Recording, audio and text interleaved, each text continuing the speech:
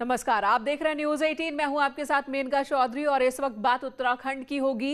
एक तरफ कोरोना का संकट है तो दूसरी तरफ सियासत और बीजेपी नेता आपस में ही उलझे हुए हैं, तो कांग्रेस दूर से तमाशा देख रही है।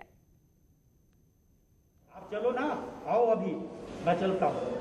अरे भाई बात सुनो मेरे भाई, वो स्टेडियम है, वो नहीं है, हॉस्पिटल नहीं है, स्टेडियम। वहाँ एक कील नहीं ठोक सकते हम, वो स्टेडियम वाले आ जाते हैं। तो वहाँ कहाँ से पाइपलाइन खींचते हैं? इससे बढ़िया व्यवस्था हो ही नहीं सकती जो हमने की है।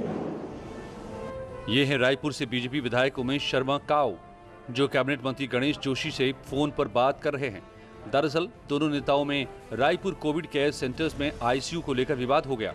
जिस आईसीयू को काऊ प्रचारित कर रहे थे, गणेश जोशी ने कहा कि वो आईसीयू है ही नहीं, तो काऊ ने नसीहत दी कि ये बड़ा दिल दिखाने का समय है, कमियां निकालने का नहीं। मामला मीडिया की सुर्खियां बना, फजीहत हुई तो संगठन से लेकर सरकार हरकत में आई। अब मंत्री जी को अपने बचाव में यू टर्न लेना पड़ा। मेरा आज भी मंत्री जी से भी अनुरोध है कि मनोबल बढ़ाने का काम करें, कमियां निकालने का नहीं होता, मनोबल बढ़ाने का काम होता है। और जो मैंने अभी कहा ना, वो हॉस्पिटल नहीं है, वो तो स्टेडियम है क्रिकेट का। मौके पर जाता तो मैं सही बात बता पाता, तो अभी तक भी मौके पर नहीं गया हूँ। जितना माननीय हमारे जो विधायक जी ने जो जानकारी दी कि उन्होंने वहाँ पर 71 लाख रुपए देकर वहाँ पर इक्विपमेंट्स वगैरह लगाए हैं, उसको शुरू करने का प्रयास किया है। तो इसलिए जब मैंने उनकी बात सही है कि मैं उस जगह पर गया ही नहीं हूँ, हम तो सिर्फ कोविड सेंटर तक गए थे। उधर अलग से स्वास्थ्य मंत्री बनाने से लेकर लॉकडाउन लगाने तक कई बयानों से चर्चाओं में रहे मंत्री हरक सिंह रावत के भी अब सुर बदल गए हैं। हरक कहते हैं कि ये अब बयानबाजी का टाइम नहीं, वरना जनता इतनी गालियां देगी कि 7 पुश्तें भी याद रखेंगी। मंत्रियों की इस बयानबाजी पर कांग्रेस भी चटखारे ले रही है। मैं कुछ बोलूं, वो कुछ बोले, इस समय देखिए लोग हम पे हंसेंगे। मैं आपको बता रहा हूं, ये लोग हंसेंगे हम पे, लोग हंसेंगे भी और लोग गालियां भी देंगे। लोग ऐसी गालियां देंगे कि हमारी 7 पुश्तियों को भी लोग जो है। और मैं सोचता हूँ इस समय ये सब विवाद का विषय नहीं है। भारतीय जनता पार्टी में सत्ता संघर्ष चरम पे और एक दूसरे के खिलाफ अपने आप को साबित करने के लिए, नंबर स्कोर करने के लिए, क्योंकि जनता में इतना भारी आक्रोश है कि अब भाजपा के नेताओं को भी समझ में नहीं आ रहा कि जनता के गुस्से को कैसे शांत करें, तो एक दूसरे के ऊपर दोषारोपण कर रहे हैं। एक ओर कोरोना जैसी महामारी पांव पसारे है, तो दूसरी ओर सत्तारूढ़ बीजेपी के ही नेताओं में घमासान मचा है। न्यूज 18 के लिए देहरादून से सुनील नवप्रभात की रिपोर्ट। उधर रायपुर कोविड सेंटर पर अधिकारियों द्वारा सही जानकारी न दे पाना और लापरवाही का मुद्दा कांग्रेस ने उठा दिया है। साथ ही सरकारी धन के दुरुपयोग पर कार्रवाई न होने पर कांग्रेस सरकार को घेर रही है। अब आपदा के नाम पर लूट खसोट और कोविड सेंटर्स के नाम पर पैसों की बंदरबाट का आरोप लगा है, तो बीजेपी ने मामले में सारा दोष बड़े अधिकारियों पर मढ़ दिया। ठीक नहीं है और उनको अपने आप को सुधारना ही पड़ेगा। इस बात को लेकर के हमने वहां पर कहा था कि हम मुख्यमंत्री जी से इस बात की शिकायत जरूर करेंगे कि जो उच्चतर अधिकारी हैं, हमारे जो छोटे अधिकारी हैं, जो छोटी हमारी टीम है, जो हमारे डॉक्टर्स हैं, वो अपने लगनता से काम कर रहे हैं, किंतु बड़े अधिकारियों को अपने आप में सुधार लाना पड़ेगा। रायपुर अस्पताल का खुलासा आज पूरे प्रदेश के सामने है कि किस तरह से राज्य सरकार ने और स्थानीय विधायक ने आईसीयू बेड्स की बात करी और झूठ जनता को परोसा। वहां पर कोई आईसीयू बेड एग्जिस्ट नहीं करता। इधर हरिद्वार के ज्वालापुर के विधायक सुरेश राठौर को कैबिनेट मंत्री के सामने ही धरने पर बैठने की चेतावनी देनी पड़ी। विधायक का कहना है कि बार बार मांग करने के बाद भी स्वास्थ्य विभाग उनके विधानसभा क्षेत्र में ना तो कोरोना की जांच करा रहा है, ना ही वैक्सीनेशन सेंटर बनाए गए हैं। प्रेमनगर आश्रम में कैबिनेट मंत्री सतपाल महाराज और राज्य मंत्री स्वामी यतीश्वरानंद की मौजूदगी में विधायक सुरेश राठौर का पारा चढ़ गया। उन्होंने सीएमओ एसके झा को धरने पर बैठने की चेतावनी दी। सीएमओ के आश्वासन के बाद विधायक सुरेश राठौर का गुस्सा शांत हुआ।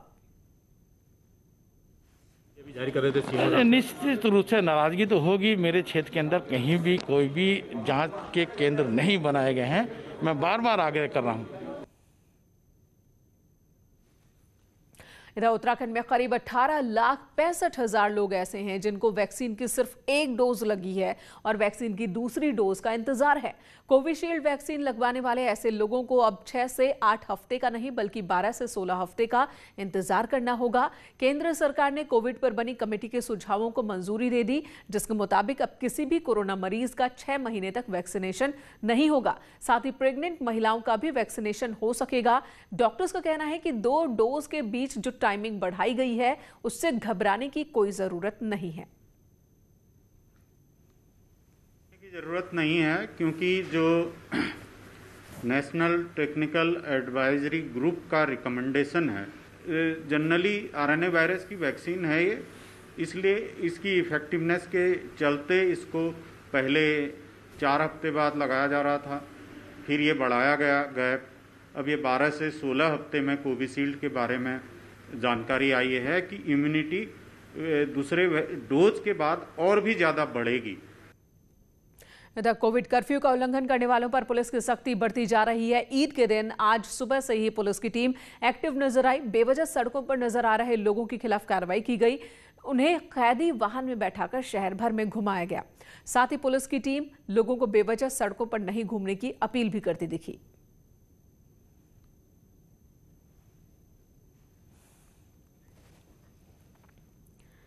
उधर रुड़की में भी कुछ ऐसा ही देखने को मिला। कोरोना कर्फ्यू के दौरान बेवजह जो लोग बाजारों में घूमते नजर आए, जिनका पुलिस ने चालान काटा, साथ ही बेवजह सड़कों पर घूम रहे लोगों को पुलिस ने कोतवाली और थाने में भी बिठाया।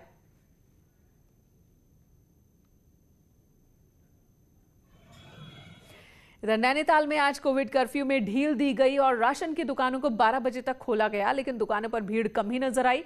हालांकि राशन की दुकानों को छोड़कर दूसरी दुकानों को पुलिस ने 10 बजे ही बंद करवा दिया था। बाजार में लोगों की कमी नजर आई। वहीं कुछ लोग कोविड कर्फ्यू का उल्लंघन करते भी दिखे। हालांकि पुलिस ऐसे लोगों पर कार्रवाई भी करती दिखी।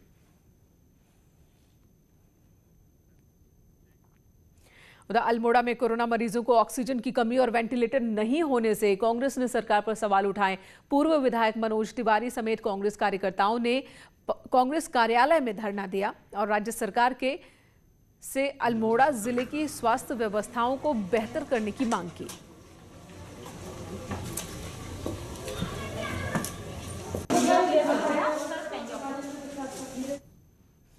इसी बीच बीजेपी ने विपक्षी दलों पर निशाना साधा है और कहा कि कोविड महामारी के इस दौर में विपक्षी दल बयानबाजी कर रहे हैं और अपनी राजनीतिक रोटियां सेक रहे हैं, जबकि इस वक्त सभी को एक साथ मिलकर इस महामारी से लड़ने की जरूरत है। केंद्र और प्रदेश सरकार कोविड कंट्रोल और जरूरतमंद लोगों की मदद के लिए बेहतर काम कर रही है। मैं सीधे सीधे ये कह सकता हूं कि चुनावी वर्ष है और सभी पॉलिटिकल पार्टी सस्ती लोकप्रियता हासिल करने के लिए एक दूसरे पर छींटाकशी कर रहे हैं। उधर चमोली के नैनी निवासी की कोविड संक्रमण से मौत हो गई, लेकिन जब शमशान घाट तक शव को ले जाने के लिए कोई सहारा नहीं मिला तो उस वक्त एसडीआरएफ उनके लिए देवदूत बनकर आई और शव को शमशान घाट तक ले जाकर अंतिम संस्कार कराया गया।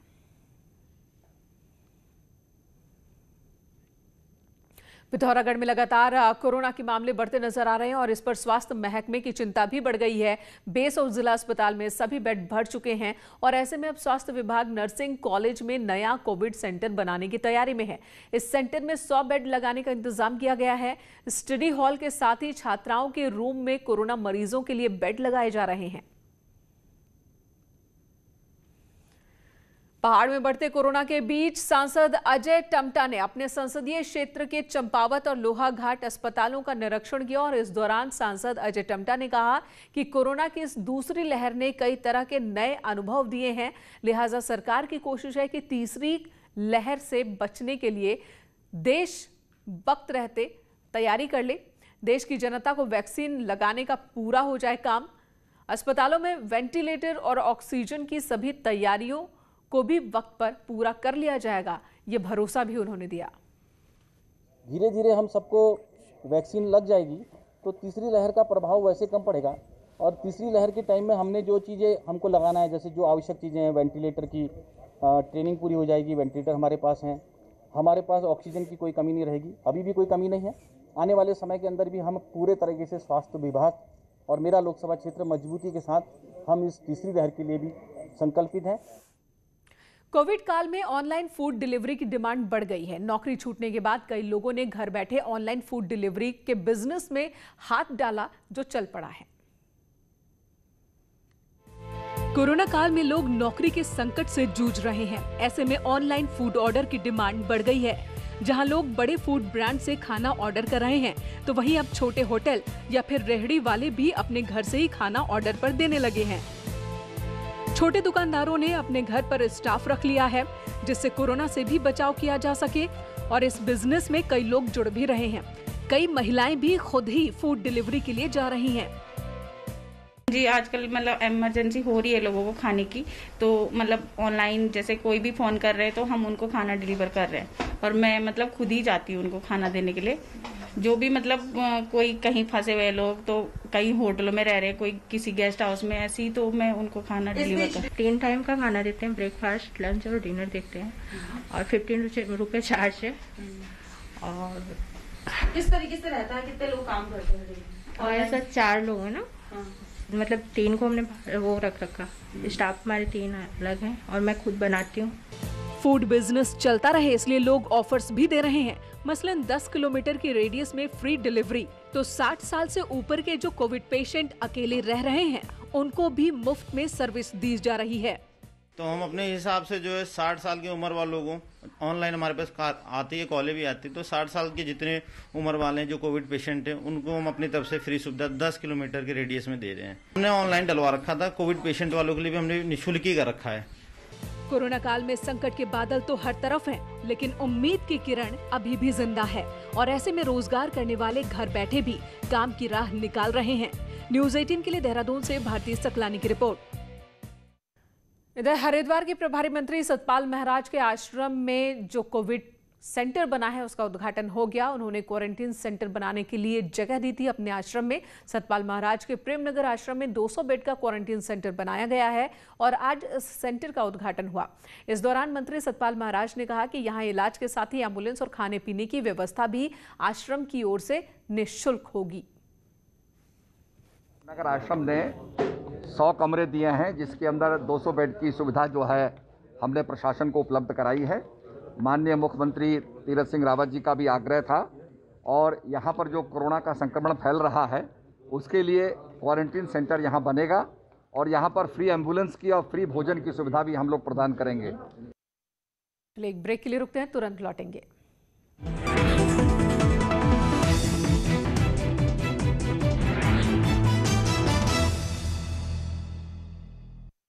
उत्तराखंड के पूर्व मुख्यमंत्री त्रिवेंद्र सिंह रावत अपने एक और बयान को लेकर चर्चाओं में हैं। सोशल मीडिया पर त्रिवेंद्र सिंह रावत का बयान खूब वायरल हो रहा है। बयान में पूर्व मुख्यमंत्री ने कहा कि कोरोना वायरस एक प्राणी है और उसे भी जीने का अधिकार है। हम अपने को ज्यादा बुद्धिमान समझते हैं, हम ही सबसे ज्यादा बुद्धिमान है, लेकिन वो प्राणी भी जीना चाहता है, उसको भी जीने का अधिकार है। हम उसके पीछे लगे हैं, वो अपना रूप बदल रहा है, वो बहुरूपिया है। इस बयान के बाद से ही हर तरफ आलोचना हो रही है पूर्व मुख्यमंत्री त्रिवेंद्र सिंह रावत की। ये बयान अपने आप में अजीबोगरीब, जब पूरा देश ही नहीं बल्कि पूरी दुनिया कोरोना महामारी से जूझ रही है। ऐसे में पूर्व मुख्यमंत्री त्रिवेंद्र सिंह रावत के इस बयान को अलग तरीके से दिखाया जा रहा। हालांकि त्रिवेंद्र सिंह रावत ने कहा कि वो अपना रूप बार बार बदल रहा है। दरअसल उनसे सवाल किया गया था इस बारे में कि कोरोना के खिलाफ जो लड़ाई है वो कहां तक पहुंची है और क्यों कोरोना इस तरीके से परेशान कर रहा है, जिस पर उन्होंने ये बात कही थी। और आज से चारों धाम के कपाट खुलने की शुरुआत हो गई है। आज सबसे पहले अक्षय तृतीया के मौके पर दोपहर 12:15 पर यमुनोत्री धाम के कपाट खोले गए। कोविड नियमों और सोशल डिस्टेंसिंग के यमुनोत्री मंदिर समिति के पुरोहितों ने विधि विधान के साथ पूजा के बाद यमुनोत्री धाम के कपाट खोले।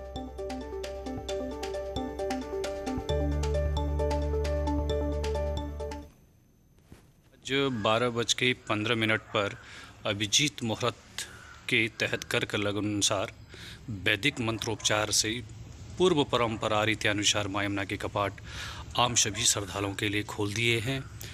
हालांकि कोविड-19 वैश्विक महामारी के तहत यहाँ पर आज कपाट उद्घाटन में सीमित संख्या में ही पुजारियों के अलावा कुछ अन्य कर्मचारी उपस्थित रहे।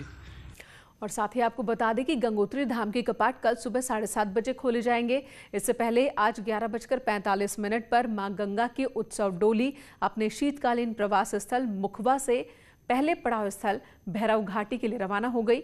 यहां रात में विश्राम और उसके बाद कल सुबह 5 बजे डोली गंगोत्री के लिए प्रस्थान करेगी। ठीक 7:30 बजे मंदिर के कपाट खोले जाएंगे।